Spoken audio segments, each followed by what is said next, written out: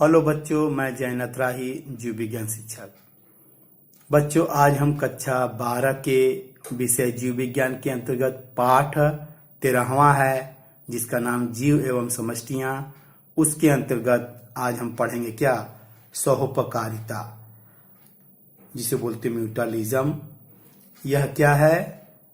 जीवों में होने वाले पारस्पर क्रिया है। आइए देखते हैं। इस पारस्परिक क्रिया में परस्पर क्रिया करने वाली दोनों जातियों को लाभ होता है। यह पॉजिटिव इंटरेक्शन है, दो जीवों के बीच में है। इनमें दोनों जीव को क्या होता है? लाभ होता है। इसीलिए सहोपकारिता को, म्यूटलिज्म को हम बोलते हैं पारस्परिक आश्रय का सिद्धांत भी कहते हैं। सहोपकारिता शब्द का अर्थ साथ साथ रहना, अर्थात सहजीवी संबंध स्थापित करना। इसीलिए इसे हम बोलते हैं सहोपकारिता। दोनों का उपकार हो, दोनों का लाभ हो। इस शब्द का प्रयोग सर्वप्रथम किसने किया था? डी बेरी ने 1877 में किया था। अर्थात हम कह सकते हैं कि इस प्रकार के सहजीवन में दोनों सहभागियों को क्या होता है? लाभ होता है। यह प्रकार का पॉजिटिव इंटरेक्शन है। अब सहोपकारिता का हम एग्जाम्पल देखेंगे। पहला है लाइकेन। लाइकेन थैलोफाइटा का एक सदस्य है। इसका निर्माण कवक से और शैवाल से हुआ है। अर्थात ये दो पौधों को क्या है? एक संबंध है। शैवाल जो होता है स्वपोषी होता है, जबकि कवक जो होता है विषम पोषी होता है। शैवाल अपना प्रकाश संश्लेषण करके भोजन स्वयं बनाता है, जबकि यह विषम पोषी होने के कारण यह भोजन नहीं बना सकते, किसी दूसरे पे आश्रित रहते हैं। शैवाल के सदस्यों को फाइकोबियन, जबकि कवक के सदस्यों को माइकोबियन कहते हैं। आइए देखें इनमें क्या सहजीवी संबंध है। हम पहले बता चुके हैं कि शैवाल स्वपोषी होने के कारण प्रकाश संश्लेषण करते हैं और अपना भोजन बनाते हैं। यह शैवाल इस भोजन को, फूड्स को किसको देता है? कवक को देता है। तो इसने क्या किया? कवक के लिए लाभ पहुंचाया। जबकि कवक क्या करते हैं? भूमि से जल एवं खनिज लवण अवशोषित करके शैवाल को देते हैं। तो यहाँ आप देखते हैं कि शैवाल भी मदद कर रहा है, जबकि कवक भी अपना मदद कर रहा है। अर्थात इस तरह इस संबंध में दोनों सदस्यों को लाभ हो रहा है। तो इसीलिए इस तरह के संबंध को हम बोलते हैं म्यूटलिज्म, सहजीवी संबंध या सहोपकारिता कहते हैं। अब दूसरा सहोपकारिता का उदाहरण देखते हैं, कवक मूल, जिसको बोलते हैं माइकोराइजा। यह माइकोराइजा एक सहजीवी संबंध है। किसके किसके बीच में?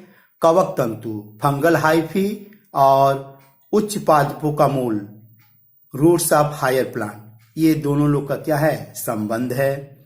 अब देखते हैं क्या इनका महत्व है। कवक तंतु जो होते हैं जल एवं खनिज लवणों के अवशोषण में मदद करते हैं। किसके लिए?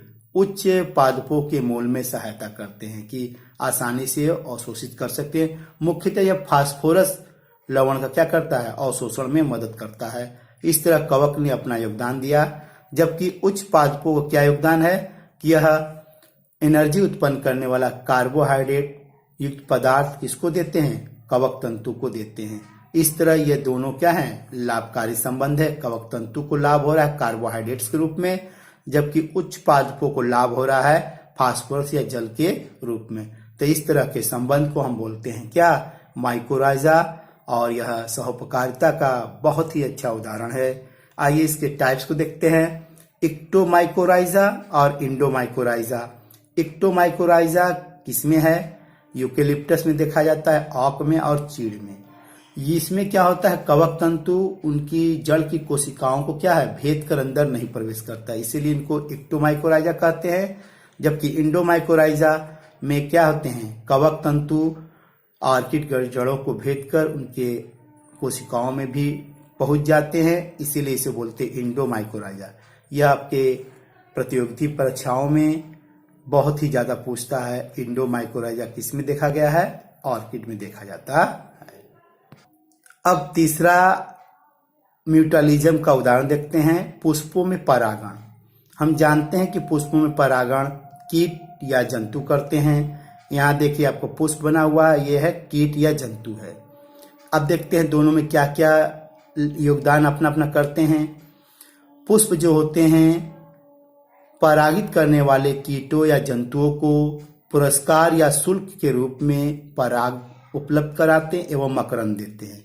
तो ये अपना लाभ दिखा दिए, जबकि कीट और जंतु इस पुरस्कार और शुल्क के बदले में परागण में मदद कर देते हैं। इस तरह देखा जाए तो पुष्प ने भी अपना योगदान दिया और कीट ने भी अपना योगदान दिया, अर्थात ये दोनों को लाभ पहुंचा।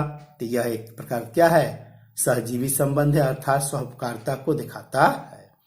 तो इसमें जो कीट या जंतु कौन कौन से हैं जो परागण मदद करते हैं, शलभ है, तितलियां हैं, बर्र है, मधुमक्खी, चमगादड़ और चींटी है। ये मधुमक्खी इसमें बहुत ही इंपॉर्टेंट है, यह ज्यादा से ज्यादा परागण करने में मदद करती है। अगला एग्जाम्पल देखते हैं, फल तथा बीजों का प्रकीर्णन।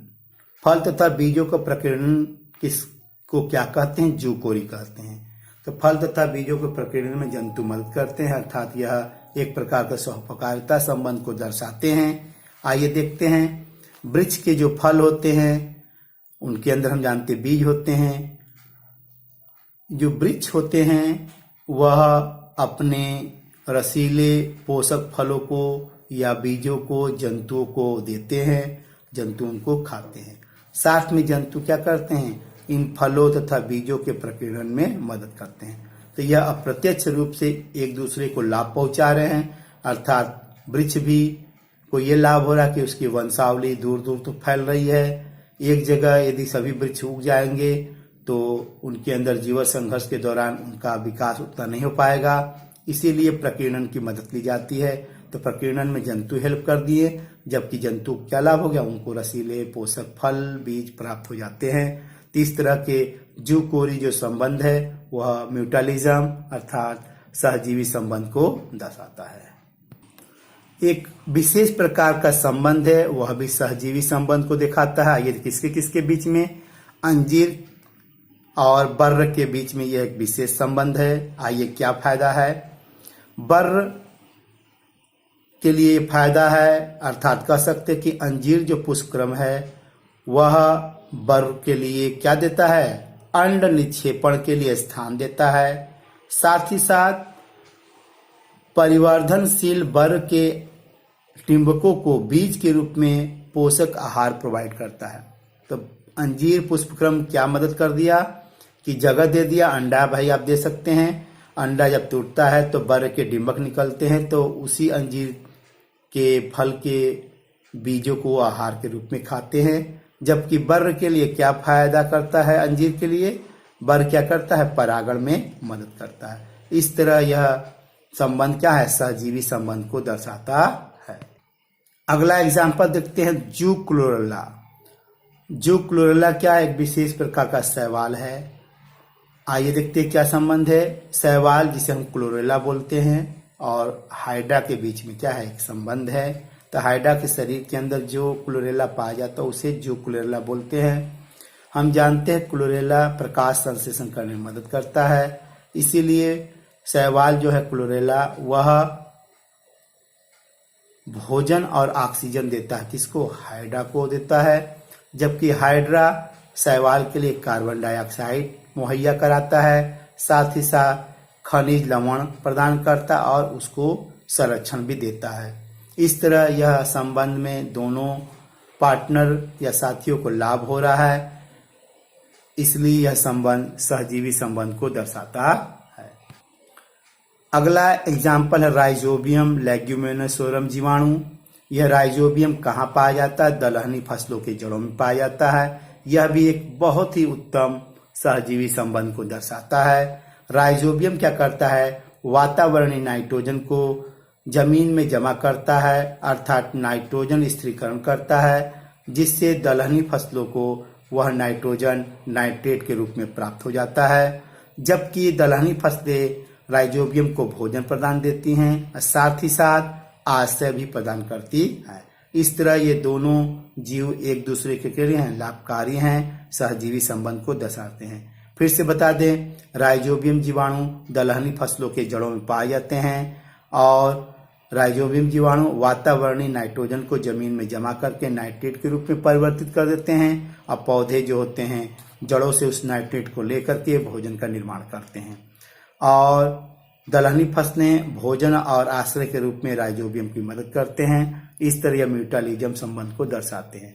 तो बच्चों, इस तरह हमने एक विशेष टॉपिक पढ़ा जिसका नाम क्या था?